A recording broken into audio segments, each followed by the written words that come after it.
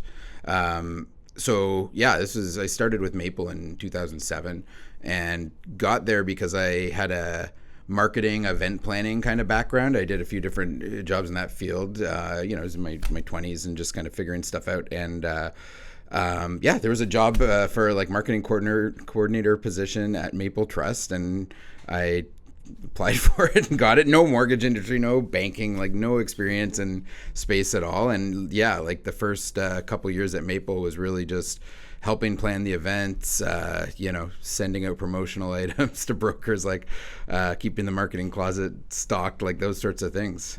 So that was the first few years. And then that job was great because being at the events, even though it was like a junior position, you really got exposure to the business, right? Like, I got to know our executives, including John and others, got to know all our top brokers. And so you just you're immersed and I got interested in the business. And I'll tell you a quick story of how I got my next job at Maple. Got to know John a little bit, but what really set it off, and you'll appreciate this, Dan, we were at a conference in Whistler. And we were at the dinner one night, and we're waiting to get seated or whatever. We're in the lounge, and there's a grand piano in the lounge, and there's people, different attendees of the event are sitting on the grand piano, screwing around on it and stuff. And then so I make my way over, and then I said, "Oh, can I play a song?" And I started playing, and right away John's like, I think I was playing like Billy Joel song or something. He's like, You're the piano man. and so he's just right there, right? And the next thing you know, we're all singing, and he's up, and that really, I think, solidified relationship with John. And then the coming months just got to continue doing what I was doing, and eventually John and Kevin Carroll approached me about a BDM position, and I said, like, I can't do that. I don't know anything about mortgages. And they go, we could teach you the mortgage part. You gotta get out there, and you're good with people, and don't worry about the mortgage subject matter stuff. You'll learn that. Like, you could figure that part out. So that's what happened. I jumped in. It was kind of diving in the deep end there because I didn't have any direct mortgage experience, but became a BDM at the time for Scotia, and then went from there. That's incredible. Dude, that's my dream. I'm sorry. I'm like, that's a great story. So I'm learning piano right now. Yeah. Just to develop, the other side of the brain, because Right. it's so like the mortgage and stuff, you can only have so much development and stimulus, right? So I'm trying to do things that are more creative. And I've always wanted to learn an instrument, so I'm starting to learn piano. And like my dream, like my vision is I walk into like a bar one day and there's a grand piano and I just start absolutely slaying the piano, and it's just like, how's it going so far? Like, it's going great. I mean, we gotta get together. I gotta see practice this, more, yeah. man. Yeah. But I'm really, really enjoying it. Like, Good. that's the truth. That's I'm awesome. Really, and like when I see you play, for example, like so much passion behind it, and you love it so much, and it just like it excites me even more to be able to do that. So I think it's really cool that you're taking it up, because like that's not a common thing that adults like jump into, right? Like either you learn it as a kid or you don't, and you don't hear that often that adults just like, I'm gonna figure out piano at this point. So that's cool, man. I'm trying. Kudos to you. I'm really When you said that was your dream, I don't know if it was your dream to play piano while John sang, or was your dream to become a BDM at Scotia. I didn't know where you're going, so I'm glad you clarified that. Because you just were so excited. You're like, that's my dream. I guess all the above, I guess. And I was gonna ask, like, did you get hired at Maple? Not to knock your professional side, but because you know how to play instruments. But I guess the answer is probably partially. Yeah, but he didn't know that when you were being hired. He only found out when when the whole bar was making love tits, tonic, and gin, and you were just playing the piano over there. He's like, you're good with people, you're good on the piano, but we're gonna hire you. So, as you're saying that they could teach you some of the stuff in the BDM's role, you didn't know anything about mortgages. We talked a lot about fake it till you make it. I saw a quote yesterday. I was waiting to see when to pull this out, but it says, instead of saying fake it till you make it, face it until you make it. Which is, day by day, take your licks, learn, take your touches, wake up and just keep going at it. So now you jump into this BDM role, and obviously now you're in a brand new role, right? Yeah. So it's kind of similar, but that BDM role, you're going from marketing, running events, to now jumping in, managing results. It's in front of you every day. How are the sales coming in? How are you working with these folks? Were you always BDM? Like, was it started in Ontario, then you go to BC? So walk us through that. Yeah, so there was a gap. Like I did a different job in between BDM and then the RVP role at Scotia. But yeah, no, I love the face it till you make it, because really what I figured out quickly was that you don't necessarily have to have all the answers and know everything there is to know. I don't think anyone ever gets to that point. It's really the most important thing I realized was being able to solve problems. And if you don't know the answer, you just need to know who has the answer. So if a broker would call me and say, this deal's going sideways, here's what the issue is, I didn't have to know the answer myself. I just needed to know, okay, now I call the underwriter, figure it, like you're kind of quarterbacking, right? So it's just that kind of dedication, and the subject matter expertise comes, like you're immersed in it for months and years, like eventually figure it out, of course, right? But that's kind of how I started. Was just I had the benefit of being networked within Scotia, so I had a lot of supporters that I can ask questions to, and I knew where to go to get a problem solved. So I just kind of took it day by day that way. That's so big. Knowing who has the keys, we always talk about that. Yeah, and just like the fact that you were network isn't something that just happens. It's kind of earned. It's worked upon. It's always exercised and developed. So it's very, very cool. And I just have a quick question. When Maple was acquired by Scotiabank, what did your role translate into at SMA? Was it just BDM? Like, did you? Yeah, I was still in the marketing, that first marketing role when when that happened. But it was cool because I actually got to work on the initial branding and merger, right? Like, and that was a big project, figuring out, for a while, because Scotia had a broker channel called Scotia Express Service, and then Maple had a broker. So there was kind of, for a while, for about a year, I think there was like two concurrent broker channels operating completely separately. So it was a massive, long project to kind of merge the two. Oh, wow. What was interesting was that it ended up being really the Maple model, the Maple technology, and the Maple people that kind of ended up becoming Scotia Mortgage Authority. Yeah. But it was a long process, and from a marketing perspective, I was involved in the the rebrand and all that sort of stuff. So so we were Scotia by the time the BDM role came around. Okay. And so you went BDM. What happened all in between to RVP? So then, I was BDM for 3 years, and then an opportunity came up to actually go back into the marketing area when my old boss had left, and take over that job. So I was running marketing for all of Scotiabank's mortgage channels, so like all the Salesforce side as well, the broker channel, and did that. Did that entail these trips that we talk about? Yeah. So I planned all the Howard trips, Chuck the Howard Classic. Chucks, all that stuff. Yeah, Incredible. Yeah. So for those listening that don't know what the Howard Chuck Classic is, can you give like a quick Coles notes Sure, and then the trip too? Yeah, that was a really, like the Howard Chuck tournament was a really special best thing for the industry. I think it was so Dale Howard Chuck, obviously, legendary hockey player, and I don't know the story of how we ended up. Well, actually, I do, but it's a long, complicated story. But we ended up, John ended up getting introduced to Dale and to Andrew Jackson, who was the who ran the event, and opportunity came up to basically become the title sponsor of it. So John took that opportunity, and we ended up as Scotia Mortgage Authority sponsoring that tournament, and it was just like a really, really special tournament that happened originally just in Muskoka, but then we did a Western Canada version in Winnipeg as well, where it would be Dale. It would bring a lot of NHL alumni, like really, well-known Hall of Famers that were his friends, to do a charity golf tournament to raise money every year, and it would be brokers and partners that would come out, and it was just it became something really, really cool when it at first couple years was just everyone was starstruck to see these hockey players, but then everyone developed friendships with them because it was the same people year after year, and this went on for like 10 years, and it just it became something much bigger than it sounds on paper. I guess. It's an incredible event. I was able to attend once, and we got to golf with Eric Lindros. You've been able to golf. You've been there 3 times. So who else did you golf with? Ali Frady. Wendell Clark. What was the enforcer's name? He goes to the restaurant all the time. Do you remember? No. Oh. Do you remember? I can't remember his name. I know him. He's my dad's favorite player. Yeah. So he actually frequents Paul's dad's restaurant all the time. So we were on the track, and he's like, I live in Woodbridge. I'm like, have you ever eaten here? He goes, I go there every night. Yeah. So then we FaceTimed his dad. We all look it up and we'll pop it up. I can't remember his name either. But it's an incredible event. It really is. Like the cool part about that event is everyone's golfing with like an NHLer, former NHLer. Like I ran into Wendell Clark 2 or 3 nights ago at the game, and like we said hello to each other. So that's like super cool for me. You know what I mean? Exactly. Yeah. So he knows the year. You guys kind of look alike. A little bit. I mean, he's, maybe we could put up Wendell's picture. Maybe I should get that the handlebars. You need the handlebars. Maybe color it white. You should got a Wendell Clark jersey yesterday. We were at the game yesterday. And I know, I should have. Dan went down and I bought 17 jerseys. Bought 7 jerseys. Did you really? I bought 7 jerseys. Yeah. But it's not just for me. I bought it for everyone. Yeah, he bought it for everybody. That's nice. So and he put 77 Finkelberg captain. I like that. That's right. Well, That's the second time we got to live up to the name, bud.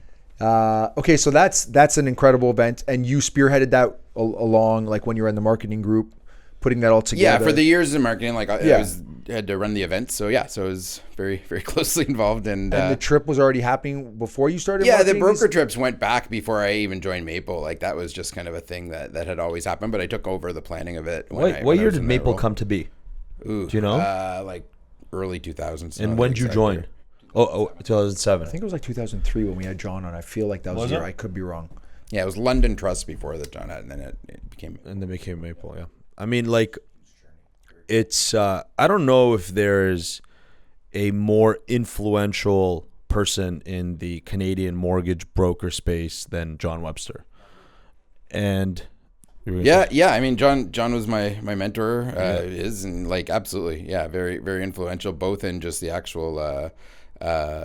Accomplishments business wise, but also just in kind of the culture that he created, and like things like this that we're talking about for sure. And one thing that you cannot miss and must be spoken about is how many of the original Maple folks are still working at SMA, including like yourself up until very recently. A lot. Yeah. Like everyone. Yeah.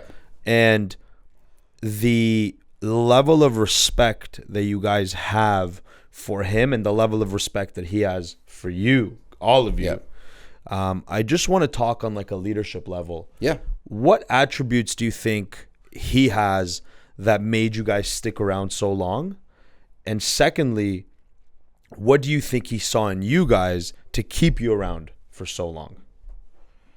Yeah, that's a good question. I think, one thing that I liked about working for John, and actually I find it the same with Gary Morris. Like both those guys are visionaries. They're disruptors. They think big picture, and yeah, it's just that transitions into the way they manage their teams, right? And so yeah, working for John was never, micromanage day to day. What are you doing? It was really, take it, go do what you need to do. Let me know how I can support you, and not sweating the small stuff. And then, but you come back to him, he was just so strategic, right? Like it's like, you're 4 chess moves ahead of, if I'm stuck on a problem, he's already solved that problem. And the next 3 that come after that, and it's just like, yeah, I love, I love working with anyone who has that kind of intelligence and that kind of strategic thinking. I love that. And then why did he keep you around? Was Dan's second? Yeah, Dan loves, good. You have Dan to loves ask him. showing the 2 tiers. Yeah. I love it. I'm glad you're back. You remember it used to be 5 tier before. You used to ask people 5 questions at once. That was like a 2-parter of like very 2 small parts, like, Well, it sounded like you forgot the second. That's okay. No, I think there has to be a trust, right? Like, and if you adopt that management style where it's like, you're thinking big picture, you're thinking strategic direction, and you don't have time to be focused on the day-to-day smaller things, well, you better hope your team's focused on it, right? And you better, there has to be that trust there. And so, I believe that if you have a good boss, this goes for anyone in any role, like if you have a good boss that's taking care of you, make sure you're taking care of them and you're doing your job well. I think he was very keen on ensuring that all his people, all the way down to whatever the lowest level may be, were properly compensated. I think that was a big piece that was the disruptive factor outside of the fact that brokers were building relationships with their underwriters and things of that nature. And I think that he can only execute so much at that level. It took you guys to really cascade that into the broker community.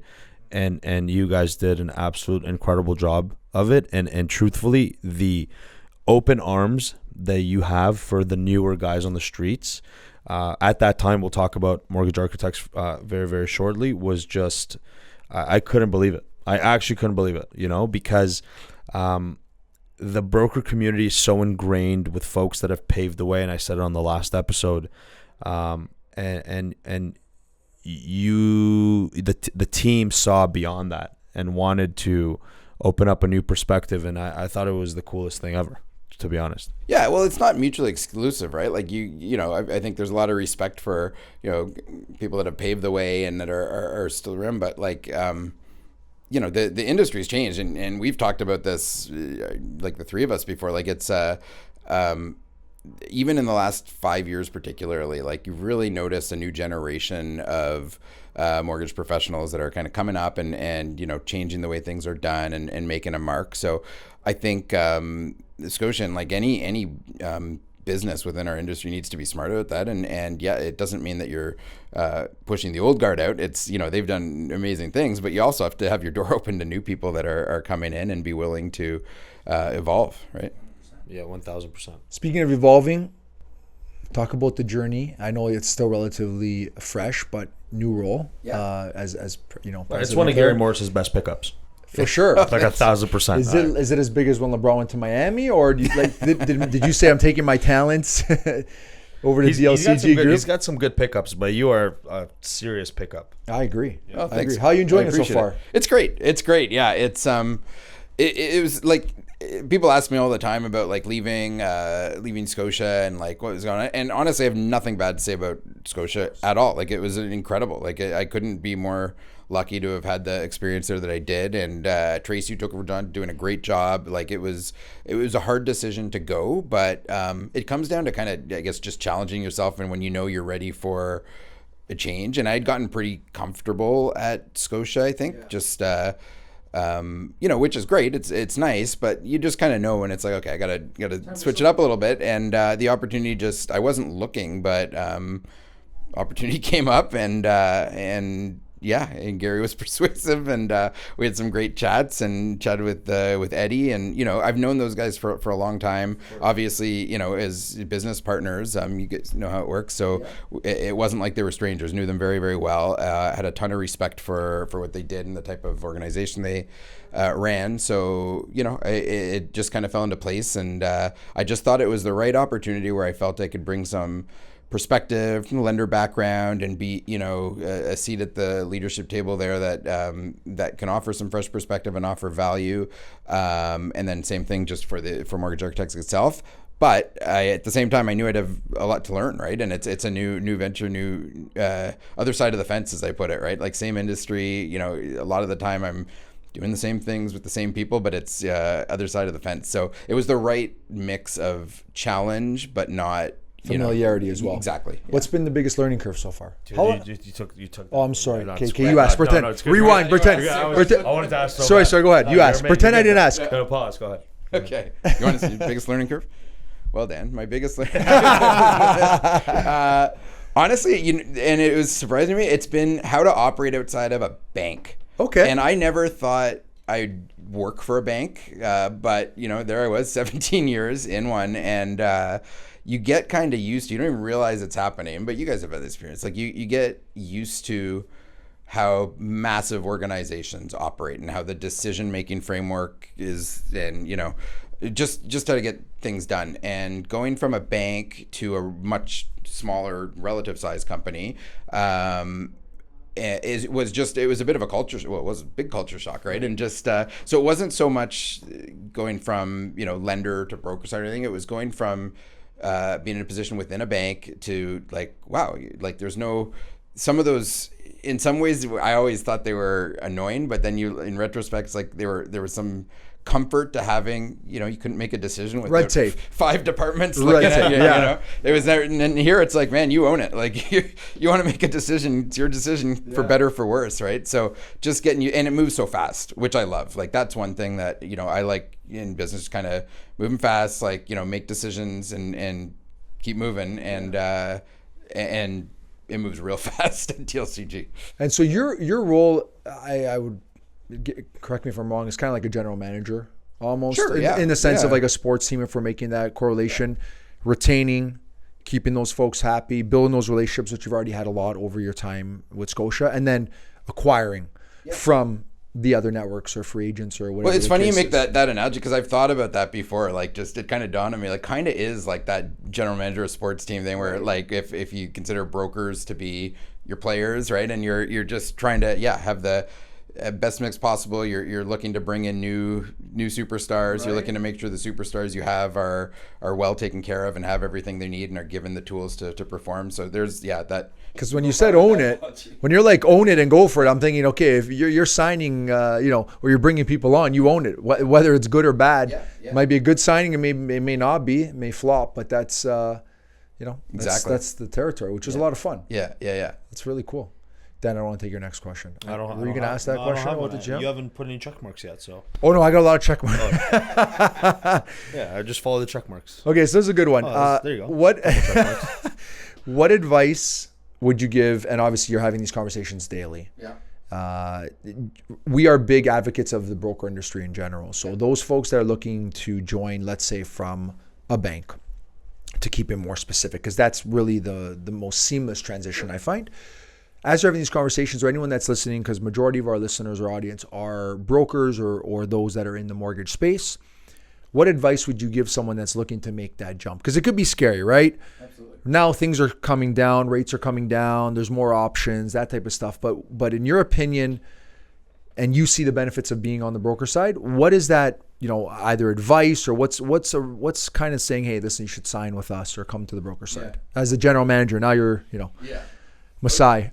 Or Tree Living, or Dubas, whoever you want to be. Well, you know what? Like, here's what I would say. Like, there's never a good time to make the jump, but I have never met a single banker to broker, like broker used to made that jump, that has said they regretted it. Not one. Yeah. Not one. So it's never going to be perfect timing. I've had those conversations where, the focus is so much on trying to get the timing right, and that it's just like, there's never a perfect time. It's always, and it's always that transition period, I think for anyone changing companies, changing jobs is tough. But once you to get through it, you got to see, you got to see the pot of gold at the end, right? Like it's, there's just so many benefits, I think, once you're established, and I'm sure you guys have talked about them on episodes, and you've lived through it, right? Like there's, whether it's being able to set yourself up as your own business and seeing those tax advantages, whether it's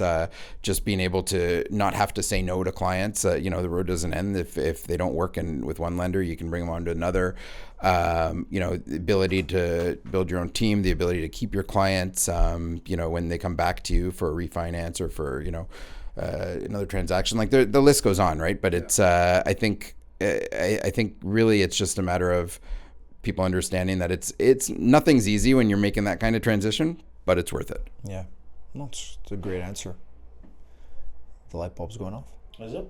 I don't know. Maybe it's just a sign behind you. I wasn't sure. I'm think, like blending into the wall over there. No, Max wants you there. He said he wants you there.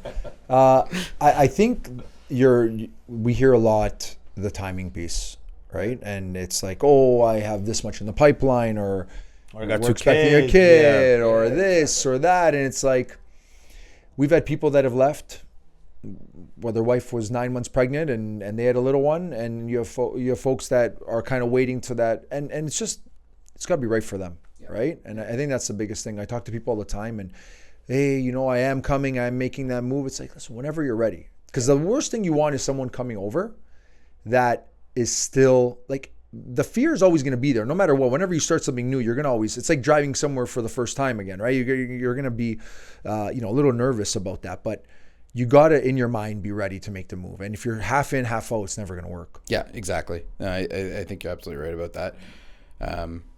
Yeah, but there's, like I said, there's not necessarily ever a right time, but you need to be personally in the headspace. There's no right time, but it's always the right move. Yeah, exactly. That's the Mike. Yeah, and you do. I'm sure you've heard a lot, right? People say, "I wish I did it sooner." Yeah, 100%. Yeah, 100%. Dan wishes he did it sooner. I do, but I'm thankful for everything that I have. So, but I certainly agree with your sentiment of not having anybody regret coming over that has put their best foot forward in trying to make it happen. I think that there's so many advantages of being in the broker space, especially with where it's going, and I think that there are so many things that are about to unfold over the next 5 to 10 years, which I think are going to potentially, and this may be a bold statement, make a sales force a little bit more obsolete. Yeah, I mean, I think I've thought about this a lot, and it actually factored a lot into my decision to come over to the broker side, is that I am pretty optimistic on the medium to long-term prospects for the broker channel as a whole. And there's a few reasons for that, right? Like I think, and I lived through this at Scotia, but banks have kind of shifted their thinking on what the broker channel means to them. It used to be just an acquisition channel for mortgages, right? And, it was kind of like, well, it's a little more expensive, but, we can have some flexibility and they're not employees. That it was about mortgages, product centric. It's really moved to a customer centric thinking, where I think the banks view a broker channel as a customer acquisition strategy for them, right? And if you're a bank in Canada, it's hard to find new customers, right? Like we're a pretty mature market. It's hard to get a customer to switch their banking, but one of the windows you have to do that is if customers being placed with a different bank for their mortgage, there's a window to say, hey, well, can we talk to you about your other bank? And since you're already placing your mortgage here, banks have figured that out, right? And you're starting to see that play out in compensation and just incentives and that sort of thing. And I think that's going to continue. But to me, that's an opportunity for all of us, right? Like if we can figure out how to, get to a place where we're partnered with the banks and are helping them meet their objectives, I think that's very good for us as a channel. And I think it's going to open up all sorts of new opportunities. It's going to perhaps be a window to additional banks getting in this space. And it makes me very optimistic for what might happen in our channel. So I saw that you are speaking, I think, at 2 out of 3 of the DLCG University. I know it's a shameless plug, but do you want to chat to any agents that are listening on the benefit? Like these are going to be great events. Like I've been preview to some of the, I think the agendas just came out. Yeah, They'll be it was released well yesterday. known by the time this podcast comes out. But yeah, I'm just going to be speaking about the renewal landscape and coming up, and everyone was very excited. Of course, at DLCG we came out with the Gold Rush campaign, which has been incredible. I just got some stats on it that can't remember the numbers, so I won't say them here. But we're starting to see like actual results come through and traction and confirmed results. So like everyone was very excited about that. But then, we started to get into the pricing discrepancies, and retail pricing was getting to be so much lower than broker pricing. And that I think dampened, some people's excitement about what was coming renewals. But I think there's still reason for excitement because I think there's number one. I don't think that trends forever with that pricing discrepancy, which could be a whole other conversation. But yeah, we hope. Yeah, exactly. But I also think that we're starting to see things happen in the rate market that it's the market is going to heat up again. We've already seen the beginning of it, but I think really next year it's going to start. And just when we actually dig in, this is what I'm going to be doing in the presentation, but when we dig into, what kind of customers are coming up for renewal next year, are they, what's the rate they're coming out of? Is it a payment increase conversation, payment decrease conversation?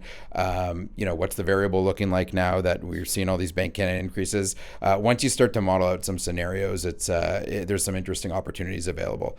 So we're going to chat about that, but I am the lowest reason that anyone should be excited about Agent U, because there's great, like the one in Toronto is incredible. Like we have CEO level lender panel. I saw, we yeah. have JF Perot, who's from Scotia. He's the chief economist, amazing speaker, amazing guy. He's presenting. So yeah, it's going to be a really good event. Yeah. So any agents out there should attend. Absolutely. Yeah. I think as of now, Toronto's the only one that's not sold out, and it may be sold out by the time someone's listening to this. So.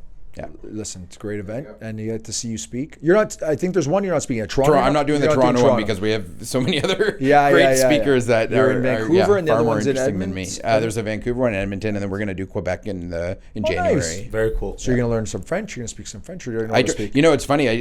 We have Mortgage Architects has a great group of brokers in Quebec. Yes. And we did an event right when I started. We did some like meet and greet events, and Dustin Woodhouse, the outgoing president, and myself went together to kind of do a goodbye to Dustin, hello to Mike type of event, right? And so I kind of challenged Dustin because I know he's a competitive guy, and I said like, I'm going to speak French at this, and he's like, oh shit. So you know how to speak French? No, I don't know how to speak French. I was going to say, I thought it was one of those prerequisites, like for the Montreal Canadiens, the coach needs to speak French. Exactly. And honestly, I should, and I wish I did, but I don't. So I did practice a few sentences, did that. It was well received, and honestly, I think it means a lot to it does. You tried. Quebecers. So I was there a few weeks ago. We had another event there, and I actually did a more extended, a few paragraphs in French. It was like I knew I was absolutely butchering the pronunciation, and it really it bothered me that I was. I didn't want people to think I wasn't being respectful or anything. But I think a lot of brokers came up afterwards. They said, no, it's the fact that you tried and that they knew I spent the time getting writing remarks, getting them translated, practicing to the best of my ability. I practiced with my son who's in French immersion, and there you go. My wife who speaks French, and they told me I was terrible, but the brokers were much more charitable. It was well received. Yeah.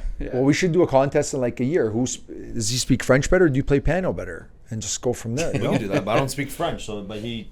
No, you just need to play. I know, that's true. That's true. So but you're both trying things outside your comfort zone. I really need to practice more. That's the one piece that I need to be more disciplined with, is the practice, because during the lessons it's all great, but if you don't take it home and practice it, then I'll never progress. But so were you asked when you played piano on the spot to be in Subprime, or how did the band get formed? Subprime came up a little bit after that, a couple of years later. But it's been around like this. I think it was 2010, 2011, maybe when Subprime started. And it was, how did it start? Scotia was having a United Way fundraiser where it was a talent show type of thing, or, band thing. So, a battle of the bands?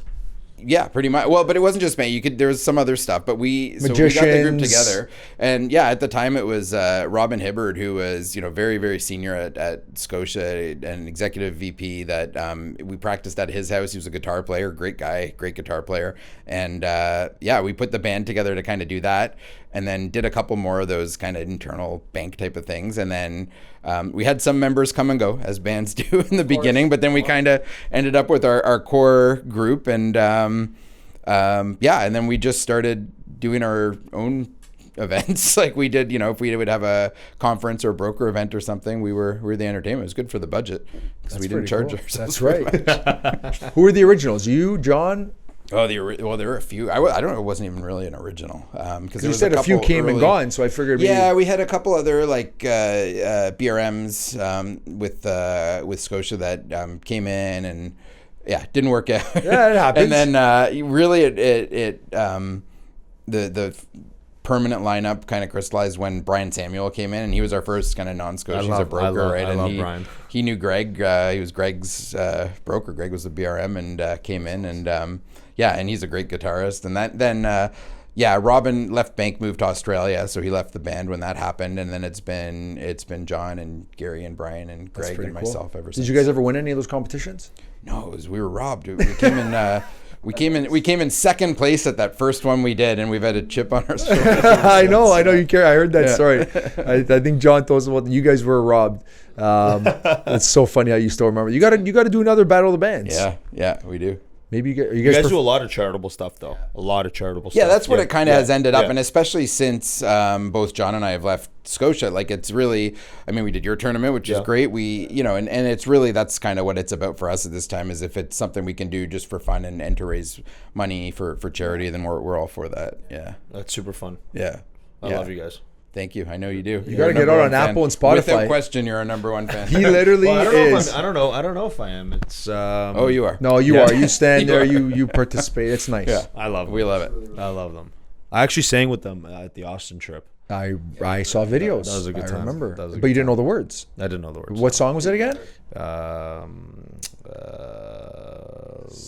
It wasn't Sweet Home Alabama. It was it was Country Now Roads. you know the words, though. Now you know the words. He showed up. He got off a flight in Nashville and came straight to the game yesterday wearing cowboy boots and a cowboy hat. Oh, that's awesome. It was really, really cool. I couldn't, because Martin said if you're not at the Royal York lobby at 6:15, exactly. you're not getting a ticket. He literally said, "I'm not transferring any tickets," and people were sprinting to get there. That was a great so night. You It came was there. great to see everyone there for sure. Yeah, it was really, really good. Well, Mike, I have no more questions. You? I do. Okay, good. If we have some time. Yeah. You have so much bank flavor and power behind you. What do you think your implementations will be to now the largest network in Canada that's going to propel the mortgage broker industry to the next level? Like, what do you think you're going to implement to get us there? That's a tough question. That's a it's really a tough question. But honestly, I don't think it's the bank procedural stuff that matters in this role. I think it's the soft skills. I think it's I look at my like we go back to the general manager thing, but like I really think at the end of the day, the most important part of my job is making sure I'm adding value to every mortgage architect's broker and like figuring out how. And how do we do that? How do we add value? Well, there's all sorts of stuff, right? Okay. Like it's everything from this AML thing has been a great example, right? Like it's, last thing I want to talk about here is AML, anti-money laundering regulations, but it's a new thing that the broker space is dealing with. I did have some history with it because banks have been in, FinTrack regulated for a number of years. But so coming into that, and I think the average broker would just say, oh, like, I don't even know where to start. I'm drowning in this. I'm lost. What do I do? I think that's a great example of where, network or brokerage has a responsibility to say, no, we'll do the heavy lifting. We'll figure it out. We'll, implement solutions that make your life easier. And so like, that's one small, it's not small example, that's but really a big big example DLCG really bootstrapped all the AML stuff, just to not to segue too far, but the technology, the training, the implementation, the REMIC, the REMIC training, I don't know if any other network has gone that far to support its brokers and agents and broker owners to be AML compliant. Yeah, it was actually, I was like, being the new guy at DLCG, I was very impressed with just the dedication, and there was so much behind the scenes stuff, just meetings with FinTrack and just really figuring out how do we implement this in a way that we're doing what's required, but not doing it in a way that's completely disruptive to brokers day to day. And I think it's, there's going to be learnings. Absolutely. It's still very, very new. It's only been in place a couple of weeks at this point, but I'm proud of what the response has been so far. And I think, we'll just continue to get it better and better. So yeah, 100%. And I think that a lot of brokers will often, look at these sort of adversities as problems, but really it's our landscape's going to change all the time. We have to embrace it, just hone it, and just continue to move forward. That's interesting, and that goes back to your bank question. Like, I do think that the broker channel and we're at a bit of a crossroads now where regulators are starting to think, there's not a huge difference in terms of what we're trying to accomplish, whether we're regulating a bank, regulating brokers. Like the risks in some sense are similar, so our approaches should be similar. So we're having to grow up really quickly as an industry, and that's gonna continue. I really do think that's the regulatory landscape, compliance requirements, unfortunately, it's not going anywhere, right? It's just gonna get more and more complex, but always said that's an opportunity for brokers that are not afraid of that and embrace it, because it's going to push brokers that don't have the stomach for it. They're not going to stick around, and I think it's also, frankly, it's a opportunity for brokerages that that's one thing that DLCG has a strength. It's a big company, right? So there's the resources to deal with the regulators, to implement processes, to have technology that supports them and really allows us to be there for our brokers. Yeah, and we've always said, we're bringing bank flavor to the broker space, right. Doing being compliant, doing your KYC checks, ensuring that you're following bank style procedure right. when operating in the broker space makes you so much more professional. And I think that your banking background is going to cascade into the broker community very nicely in terms of being compliant and operate under the best circumstances for your customer and ensuring that you're always there to do the right thing. And I'm really excited to see that side of the business develop. No, me as well. I think it's the old adage, with challenge comes opportunity, and that's exactly what we're seeing right now. I agree. Yeah. I agree. That's a wrap. I mean, you've been a great guest. Thanks for taking the time out of your Thanks day. for having me, guys. Look forward to seeing you. It was great to Next time we're gonna get you a piano going. Yeah. Okay, I'll be back for the musical episode. Let's do it. Thanks, Mike. Thanks, guys.